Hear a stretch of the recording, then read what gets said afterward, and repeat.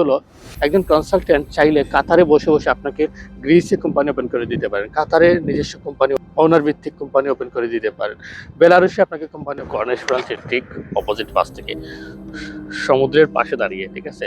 So প্রিয় বন্ধুগণ, কিছু বিষয়ে জানানো আপনাদেরকে খুবই প্রয়োজন মনে করলাম, তাই চলে আসলে সবচেয়ে বেশি গুরুত্বপূর্ণ যেটা সেটি হলো একজন কনসালটেন্টের কাজ কি। আপনারা কনসালটেন্ট, বিশেষ করে অনেকে কনসালটেন্সি লাইসেন্স নেওয়ার জন্য অনেক বিষয় আপনাকে আগে ইন্টারভিউ দিতে হবে, তারপর আপনি কাতারে কনসালটেন্সি লাইসেন্স পাবেন। যাই হোক, সে বিষয়ে পরে আলোচনা করবো। সেটি হচ্ছে একটি গুরুত্বপূর্ণ বিষয় আলোচনা করার জন্য আজকের ভিডিও। একজন কনসালটেন্ট চাইলে কাতারে বসে বসে আপনাকে গ্রিসে কোম্পানি ওপেন করে দিতে পারেন, কাতারে নিজস্ব কোম্পানি ওনার ভিত্তিক কোম্পানি ওপেন করে দিতে পারেন, বেলারুশে আপনাকে কোম্পানি ওপেন করে দিতে পারেন, ঠিক আছে। সো আমরা আমাদের নিজস্ব ওনার ভিত্তিক একটা কোম্পানি ওপেন করতে যাচ্ছি বেলারুশে। ইনশাল্লাহ আমরা আপনাদেরকে আপডেট দিব। অ্যান্ড আপনারা যারা কাতারে বসে বসে বিভিন্ন দেশের রেসিডেন্সি পেতে চান এবং বিভিন্ন দেশের কনসালটেশন নিতে চান, অবশ্যই এই সকল বিষয়ে আপনাদের যখন পরামর্শ নিতে হয় তখন অবশ্যই ফ্রি প্রযোজ্য।